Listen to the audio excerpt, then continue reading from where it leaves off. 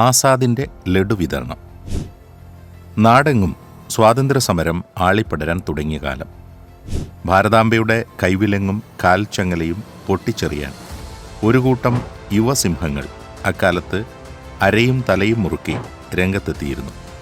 സ്വന്തം പ്രാണൻ കുരുതി കൊടുത്തും അമ്മയെ ഞങ്ങൾ മോചിപ്പിക്കും എന്നതായിരുന്നു അവരുടെ മുദ്രാവാക്യം. അക്കൂട്ടത്തിൽ പ്രധാനിയായിരുന്നു ചന്ദ്രശേഖർ ആസാദ്. പോലീസിനെയും പട്ടാളത്തെയും പമ്പരം കറക്കിയ വീരസിംഹമായിരുന്നു അദ്ദേഹം. രഹസ്യമായി ഒളിവിൽ കഴിഞ്ഞും വേഷം മാറി നടന്നും ആസാദ് പലവട്ടം വെള്ളക്കാരിൽ നിന്നും രക്ഷപ്പെട്ടിട്ടുണ്ട്. എങ്കിലും അദ്ദേഹത്തെ വേട്ടയാടാൻ അവർ എപ്പോഴും പിന്നാലെ ഉണ്ടായിരുന്നു. പോലീസുകാർ വലവീശി നടക്കുന്നതിനിടയിൽ ഒരു ദിവസം ആസാദ് അലഹബാദിലുള്ള തൻ്റെ ഉറ്റ ചങ്ങാതിയായ മുസ്താദിയുടെ വീട്ടിലെത്തി.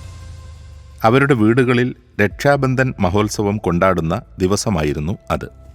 സുഹൃത്തുക്കൾ തമ്മിൽ രാഖി കെട്ടുകയും മധുരപലഹാരങ്ങൾ വിതരണം നടത്തുകയും ചെയ്യുന്ന നല്ലൊരു സന്തോഷവേള.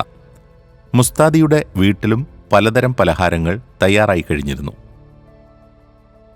ചൂടുപറക്കുന്ന ലഡുവും ജിലേബിയും ഗുലാബ് ജാമുമൊക്കെ അകത്തളത്തിൽ നിരന്നിരിക്കുന്നത് കണ്ട് ചന്ദ്രശേഖർ ആസാദിൻ്റെ വായിൽ വെള്ളമൂറി.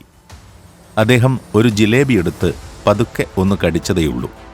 അപ്പോഴേക്കും മറ്റൊരു ചങ്ങാതി ഓടിക്കിതച്ച് അവിടെ എത്തി. ആസാദ്, നീ ഇവിടെ എത്തിയ കാര്യം പോലീസ് എങ്ങനെയോ മണത്തറിഞ്ഞിട്ടുണ്ട്. വേഗം ഇവിടുന്ന് രക്ഷപ്പെട്ടോളൂ. പറഞ്ഞു തീരും മുമ്പേ മുറ്റത്ത് വിസിലടി കേട്ടു. പോലീസ് സംഘം പെട്ടെന്ന് മുസ്താദിയുടെ വീട് വളഞ്ഞു. എല്ലാവരും പരിഭ്രാന്തരായി തമ്മിൽ ചോദിച്ചു, നമ്മുടെ ആസാദിനെ എങ്ങനെ രക്ഷപ്പെടുത്തും?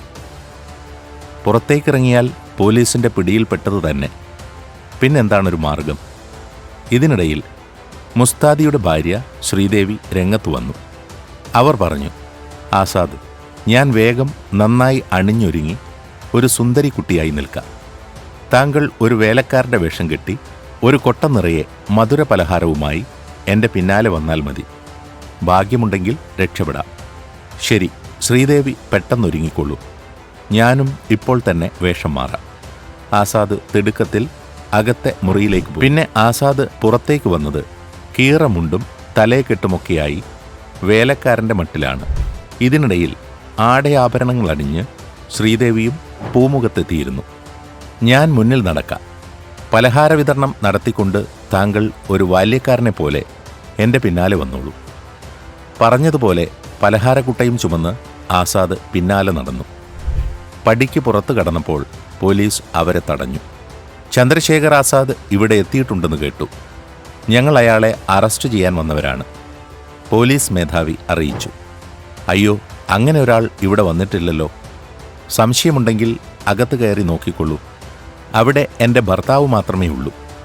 ഞാനും എൻ്റെ ഭൃത്യനും കൂടി ബന്ധുവീടുകളിൽ പലഹാര വിതരണം ചെയ്തിട്ട് ഇപ്പോൾ വരാം. തൂങ്ങി നിൽക്കാതെ ഒന്ന് വേഗം നടക്കടോ, ശ്രീദേവി വേലക്കാരനെ ശാസിച്ചു. ഇതിനിടയിൽ ആസാദ് കുട്ടയിൽ നിന്ന് ഓരോ ലഡു എടുത്ത് പോലീസുകാർക്ക് നേരെ നീട്ടി. രക്ഷാബന്ധൻ ദിവസമല്ലേ, വാങ്ങിക്കോളൂ. പോലീസ് മേധാവി അനുവാദം നൽകി. പോലീസുകാർ ലഡു തിന്നുന്നതിനിടയിൽ ചന്ദ്രശേഖർ ആസാദും ശ്രീദേവിയും തിടുക്കത്തിൽ അവിടെ നിന്നും നടന്നു മറിഞ്ഞു.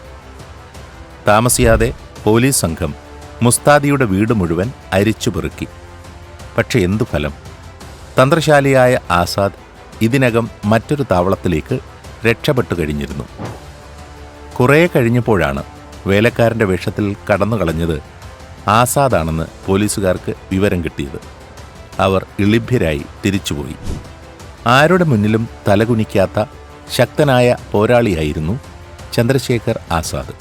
1931 മധ്യപ്രദേശിലെ ഭൗര എന്ന സ്ഥലത്ത് ജനിച്ച ആസാദ് അലഹബാദിൽ വിദ്യാർത്ഥിയായിരുന്ന കാലത്ത് തന്നെ സ്വാതന്ത്ര്യസമരത്തിൽ പങ്കാളിയായി. ഒരിക്കൽ അറസ്റ്റ് ചെയ്യപ്പെട്ട് കോടതിയിൽ ഹാജരാക്കിയപ്പോൾ തൻ്റെ പേര് ആസാദാണെന്നാണ് അദ്ദേഹം ന്യായാധിപനെ അറിയിച്ചത്. ആസാദ് എന്ന വാക്കിന് സ്വാതന്ത്ര്യം എന്നാണ് അർത്ഥം.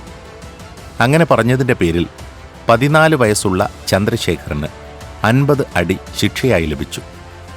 1922 ആസാദ് ഹിന്ദുസ്ഥാൻ സോഷ്യലിസ്റ്റ് പാർട്ടി എന്ന രഹസ്യ സംഘടനയിൽ അംഗമായി.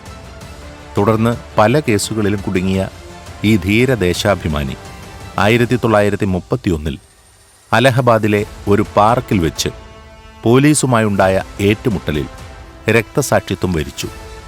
ആ പാർക്ക് ഇപ്പോൾ സർക്കാരിൻ്റെ കീഴിലുള്ള ദേശീയ സ്മാരകമായി സംരക്ഷിച്ചു വരുന്നു.